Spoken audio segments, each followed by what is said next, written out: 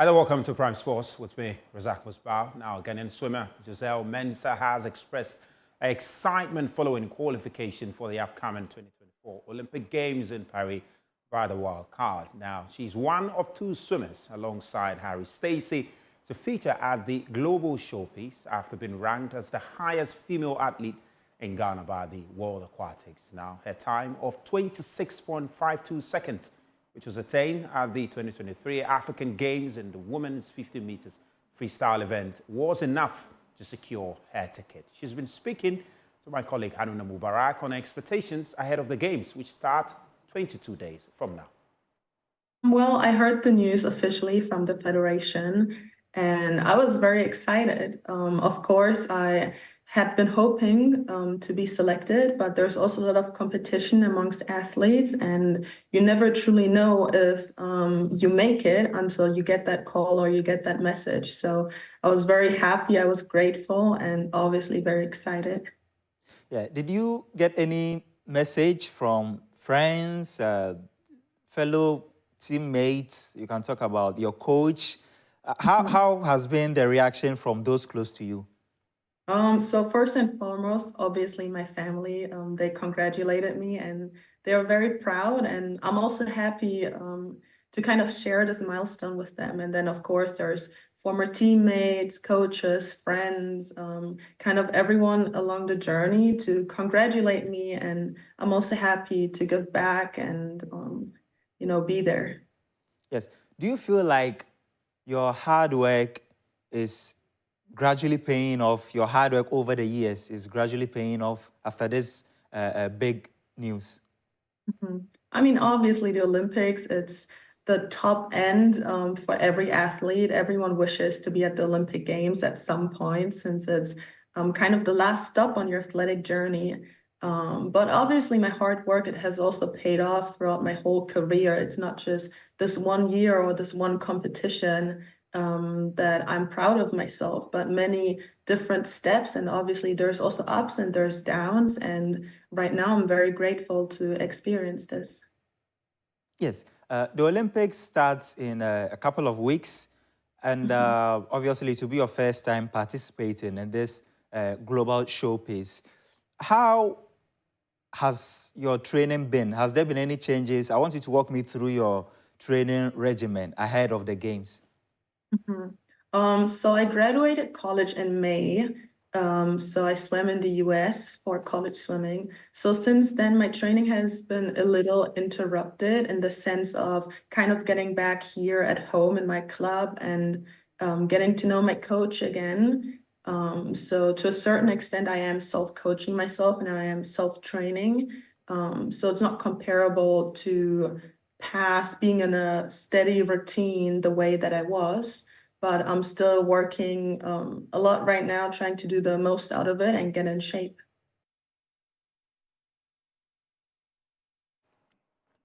Now, to the Democracy Cup now, which will witness a competition between Asante Kotoko and the Accra Heart of Folk on July 17, 2024, at the Accra Sports Stadium. Now, the game was originally scheduled to come off on Friday, July 5, but however, it's been postponed. Now, the winner of the Maiden tournament will earn the chance to play against United States-based club DC United in Washington later this year. And the Cup is in celebration of Ghana's democracy. Joining me in studio for a quick discussion on it is Jeffrey Asari, who is the executive director of the Prime Mover Media, who are part of the organizers of the event. Jeffrey, thank you so much for coming to the studio. Much appreciated. Yeah, man. Let's talk about the tournament, though. I mean, when we first heard it, I think when the launch took place in May, we saw the individuals that came on board. The Speaker of Parliament was there, the GFA President was there, and we heard the Speaker emphasize that he wants this to at least be an annual event, and he captured the essence of it. But for the best to help our viewers who are not very much in the know in terms of the essence of the Cup, what is it really all about? Well, I think that good evening to your cherished viewers. The essence of Democracy Cup, as the name sounds, is to always make sure we are very certain that the democracy that we are enjoying today did not come on a silver platter. The tendency to be complacent is always there. So the most important tool that unifies us is the passion of leadership football. It's being used to always remind us through the Democracy Cup that the democracy that we have, we must hold it tight, guard against complacency. We can have divergent views. We can be in party F or be in party Z, but we can have ideologies that will differ, but it should not lead to extreme conflict, fight, that will undermine or destroy the democracy that we have. So, I mean, in sum, that's the main thrust of this. So, is to remind us always that, look, there is something that is so precious that we have to value. And we always have to be conscious of the effort we make towards that in the course of our discourse when it comes to matters of politics and our everyday life, so that we are guarded to make sure that we are protecting this cherished thing that we have. Other than that, me and you, we cannot even walk to work when where we are coming from. We have a history, where we have come from. Niger, Burkina Faso are in that now. Yeah. You understand me? We don't want to go back there. But it's only when you remind yourself that you are careful and very cautious when you are having discussion in divergent base with your friend or your colleague or party faithful, so that we must guard against complacency and going back there so that we protect the democracy that we have, and then through the vehicle of football that unites us. I mean, the only moment you see no MPP, no NDC, I remember 2010 World Cup when Ghana beat the USA. Oh my goodness. From GBC to Circle took me 2 hours because the cars, there was no space to move. That is what this is all about. So that we always make sure that we guard the democracy that we have through the unifying factor football. It becomes even more ideal considering that this an election year and the stakes are really high. But let's talk about the teams you chose to, help promote this message in Kumasi and Kotoko and Accra Heart of Folk. Of course, we know they are, the biggest club on the local scene. But some were thinking, shouldn't it have possibly been the winners of the MTN FA Cup and the winners of the league? Why give Heart and Kotoko the honor to play this game? Well, I mean, anybody who thinks like that is right. I mean, there's nothing wrong with that. Of course, they are the current respective champions of the two competitions. But the most important thing we also have to realize, these are the most successful clubs in the history of this country. And when you are starting something like this, you need to make sure that you appreciate their contribution to democracy and football as a whole. The rest are young clubs that are coming, they are doing quite well, but you need to make sure that these two glamorous clubs, you give them their place of respect and the history, the rich history and achievement.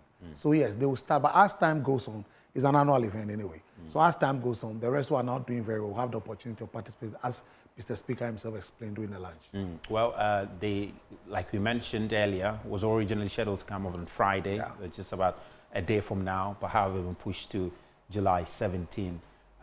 Just give us a little highlight of the major event that will be taking place, the lead up to the event on July 17, Wednesday. Well, so there was an emergency issue. The Speaker made sure that the clubs were involved and informed about the changing date to 17. So the clubs, I mean, are okay with that. Now, we are looking at a joint press conference on the 16th by both clubs. And then when that takes place, on the mad day, so that on the 17th, we are looking at the gate will be open at 1 p.m. We have the curtain raiser, which is the MPs consisting of both NDC and MPP putting on one jersey, forming a team, playing against the legends. You mean the members of parliament to be taken to the field? Yes. Yeah, you see a lot of skills. I mean, you see, in fact, the Speaker himself said he's a striker. He said he played a Ghana-Nigeria parliamentary game, so maybe you might see the Speaker putting on number 9 jersey, so don't be surprised to see that. We are still working around that. And then you also have the legend led by Stephen Appiah. The legend will be captained by Stephen Appiah, coming up against the MPs. Then after that, the big one himself, that Asante Kotoko playing across at 6 p.m. So that, but for me, the bigger picture beyond the Democracy Cup is the establishment of the Soccer School of Excellence for both male and female by the parliament led by Mr. Speaker. That is his great vision. So it's not just the Democracy Cup, it's just one phase. The second leg is that monumental, that as a nation we've never had a National Soccer School of Excellence. That is what he wants to establish for male and female. The training of 275 PE teachers to become trained license D coaches, obtain that license from the Ghana Football Association, which will be annually. For me, that is the most important thing that you and I have been speaking against long time. Now we have the opportunity to encourage Mr. Speaker to make sure these things are done so that we can develop a lot of talent that will benefit the very national team to the senior national team. Amazing. Well, we're all going to be looking forward to it come July 17th. And on Wednesday, we're going to be there And of course, there's going to be a lot more conversation. We've got about 2 weeks more to go. So we'll have Jeffrey, of course, in our subsequent bulletins as we build up to the main event. Jeffrey, thank you so much for coming in. And well, let's now hear from Toni Kroos and Joselu ahead of the quarter-final fixture between Germany and Spain, because Toni Kroos says he's not feeling nostalgic ahead of that game against Spain. That will be his last match as a player if they lose.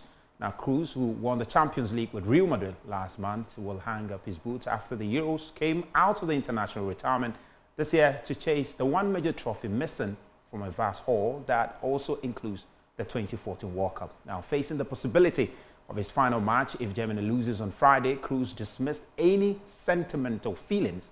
However, Joselu is confident that Spain will return. So that only brings tonight's edition of Prime Sports to a close, and we've got more for you on Joy News. Please do stay.